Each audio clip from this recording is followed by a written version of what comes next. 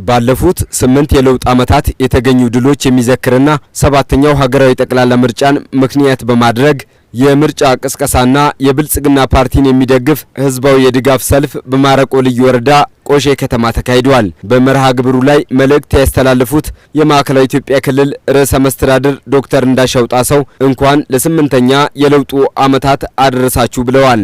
የብልጽግና መንግስት የኢትዮጵያን የፖለቲካ ኢኮኖሚ መሰረት አድርጎ ፓርቲው የኢትዮጵያን የማንሰራራት ዘመን እያረጋገጠ እንደሚገኝም ተናግረዋል። ዘርፈ ብዙ ስኬት ጥፋቶች እውነት እያደረገ የኢትዮጵያን የማንሰራራት ዘመን እያረጋገጠ ለውጡ እየቀጠለ ይገኛል።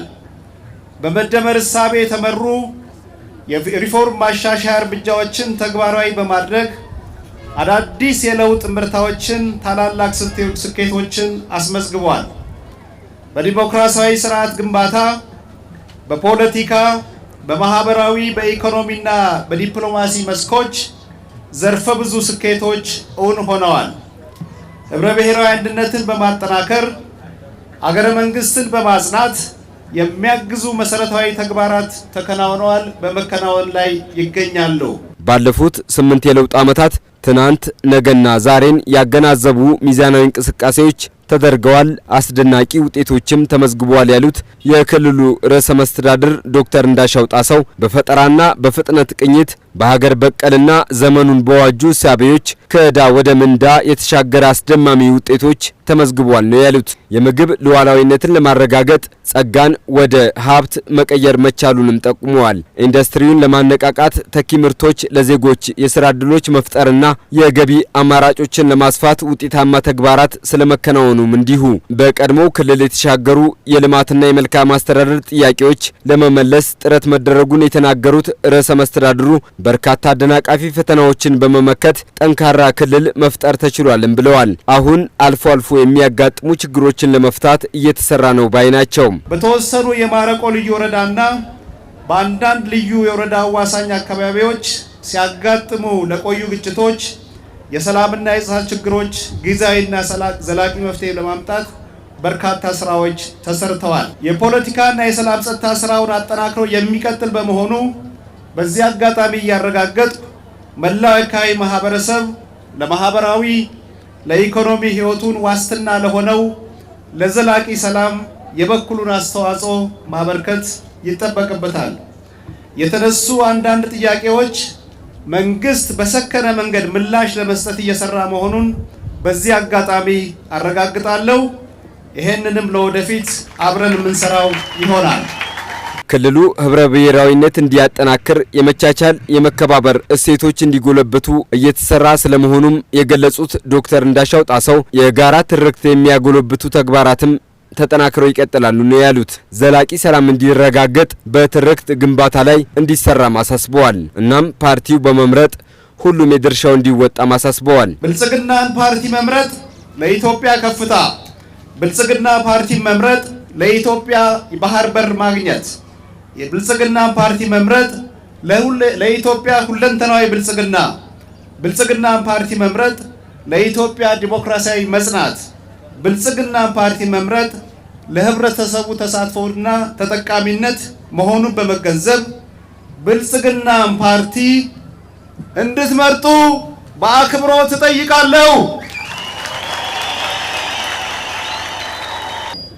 ባለፉት የለውጥ ዓመታት የማረቆ ልዩ ወረዳ የመዋቅር ጥያቄ መመለስ መቻሉ ትልቅ እምርታ ነው ያሉት የልዩ ወረዳው ዋና አስተዳዳሪ አቶ ጀማል አማሮ በምስራቅ ጉራጌ ዞንና በማረቆ ልዩ ወረዳ አጎራባች አካባቢዎች በተሰሩ ስራዎች ውጤት ተመዝግበዋልም ብለዋል። አሁንም አልፎ አልፎ ለሚታዩ ችግሮች የህዝቦችን ትስስር የሚበጥስ አለመሆኑን ነው አስተዳዳሪ ያነሱት። ይሄ ቀጠና በልማት ማደግ የሚችልና የህዝቦች አብሮነት ለዘመናት የቆየውን የሚበጥሱ የሚመስላቸው አጭር እይታ ያላቸውና ብዙ ጊዜ የሚሞክሩ ኃይሎች በየጊዜው ብቅ ይላሉ። ነገር ግን እነዚህ ሰዎች ሊሞክሩን ይችላሉ። እነዚህ ሰዎች ጥፋት ሊያደርሱ ይችላሉ። ነገር ግን ከጀመርነው ጉዞ ወደ ኋላ በፍጹም ሊመልሱን አይችሉም። አይደለም እንዴ? ሰላምን የሚያወኩ አካላትን በጋራ መታገል ይገባል ያሉት ዋና አስተዳዳሪው 7ኛው ጠቅላላ ምርጫም ፍጹም ሰላማዊ እንዲሆን መረባረብ ይገባል ነው ያሉት። እናም የብልጽግና ፓርቲን መምረጥ ይገባል ሲሉም መልእክት አስተላልፈዋል። ሰባተኛው ሀገራዊና ክልላዊ ምርጫን ስናደርግ ምርጫው በፍጹም ሰላማዊ ዴሞክራሲያዊ በህዝቦች ዘንድ ቅቡልነት ያለው ምርጫ እንዲሆን ሰፊ ስራዎችን እየሰራን ነው።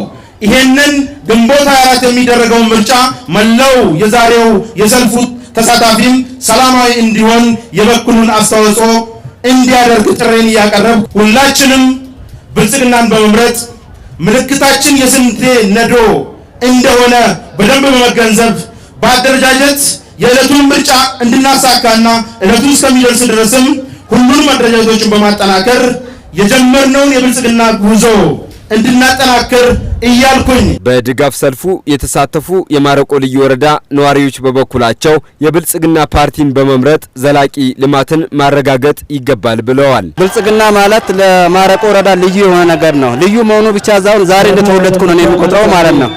ምክንያቱም ጥያቄዎችን መልሶልናል። የልዩ ወረዳ ጥያቄ ነበረን፣ የሆስፒታል ጥያቄ ነበረን፣ የመሰረተ ልማት ጥያቄ ነበረን፣ የውሃ ችግር ነበረብን። ነገሮችን ዛሬ እያየን እየተወለድን ነው ያለነው ዛሬ ማለት ነው። ደስ የሚል ድጋፍ ነው። ደስ የሚል እንትን ነው ያለን። በጣም ደስ ብሎኛል። እኔ እንደ ሴትነቴ ደግሞ በጣም መንግስት እኛን የደገፈበት ከየትኛውም መንግስት ፊት የትኛውም መንግስት ላይ ያላገኘነውን ተሳትፎ ሴት እኩል ሆና ከመንግስት አደረጃጀት ጋር እኩል ከፓርቲው ጋር እኩል ሆና የሴቷን ድምጽ የሰማ መንግስት ነው። ሰልፉም ደስ የሚል ነበረ። አሁን ሰልፉን ብታይ የህዝቡን ስሜት ብታይ ልትናገር ልትቆጥር በማይቻል መልኩ የሰው ስሜትን ያው የሚታይ ነው። ልዩ ነው። በቃ ልዩ ነው። ባለውለታው ነው። የተወለደበት ነው። የብልጽግና ያረጋገጠበት ፓርቲ እንደሆነ ሊረጋገጥ ይገባል የሚሉታል። ርዕሰ መስተዳድር ዶክተር እንዳሻው ጣሰው በልዩ ወረዳው ሰሜን ቆሼ ቀበሌ በ85 ሚሊዮን ብር ወጪ የተገነባውና 13000 የአካባቢው ነዋሪዎች የንጹህ መጠጥ ውሃ ጥያቄ ምላሽ የሚሰጥ ፕሮጀክትን መርቀው ለአገልግሎት ክፍት አድርገዋል።